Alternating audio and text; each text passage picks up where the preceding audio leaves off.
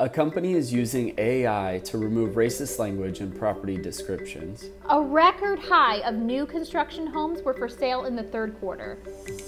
Consumer confidence in the market has reached an all-time low.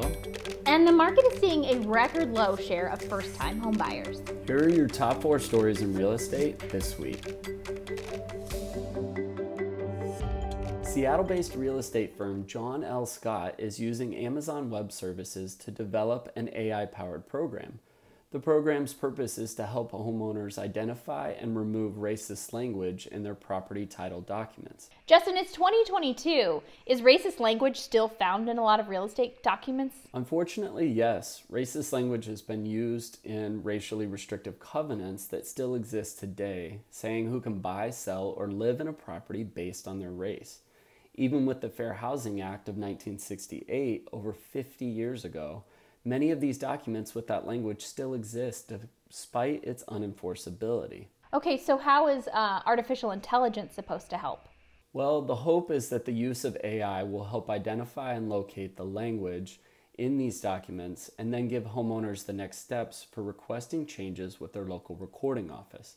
The program is called the Driving Change and should help make a pretty complicated process somewhat simple for property owners. New construction accounted for a greater share of housing inventory in the third quarter. A whopping 29% of homes for sale were new builds, which set a record high. What was the share of the market in previous years? In 2021, they took up 25%, and the market share in 2020 was just 18%. The number of new builds has been growing since 2011, when building first rebounded after the Great Recession. Consumer confidence in the housing market has plummeted recently, according to Fannie Mae.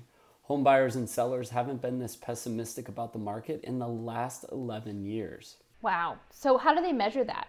So Fannie Mae collects this data through the Home Purchase Sentiment Index every month. And unfortunately, consumers' feelings about the market have been on a decline for the last 8 months in a row. Between September and October alone, the percentage of people who think it's a good time to sell dropped sharply from 59 to just 51%. So what are the concerns that homebuyers are having? Well, given the rising mortgage rates and the continued cooling of the market, homebuyers feel that it's just not a good time to buy a home overall. And what about sellers? They feel pretty much the same way about letting go of their home because they think home prices are just going to continue to drop. As a whole, consumers think that the mortgage rates will either continue to rise or stay at the rates that they're at. So people are just feeling like they're, at a bit of a roadblock right now. A recent survey from the National Association of Realtors found that first-time home buyers have been leaving the market quickly. Given all the competition, they're taking up a record low share of the housing market. How do they go about determining, which buyers are first-timers versus returning buyers? So they surveyed about 5,000 home buyers between July of 2021 and June of 2022. And they found that only 26% of the market was first-time home buyers. Now, they've been conducting this survey for 41 years, and this is the lowest share that they've ever seen. Wow, so really only about a quarter of the market. How does that compare to, last year? There were more first-time home buyers in the market, about 34% in fact. But the intense competition, soaring home prices, all cash offers, and low inventory levels, they've had to step back from the American dream. Remote work did help a bit, allowing buyers to move to more affordable areas, but now with the return to the office, that's just not the case for a lot of people. Is there really any hope on the horizon for these new purchasers? Not yet. Although competition has decreased, now with rising mortgage rates and inflation, increased rents, they're kind of in the same boat still.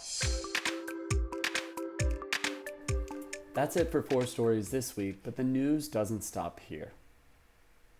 You can follow us on Instagram, subscribe to our YouTube channel, and go to our website for all the latest in real estate. Thanks for joining us. We'll see you here next week.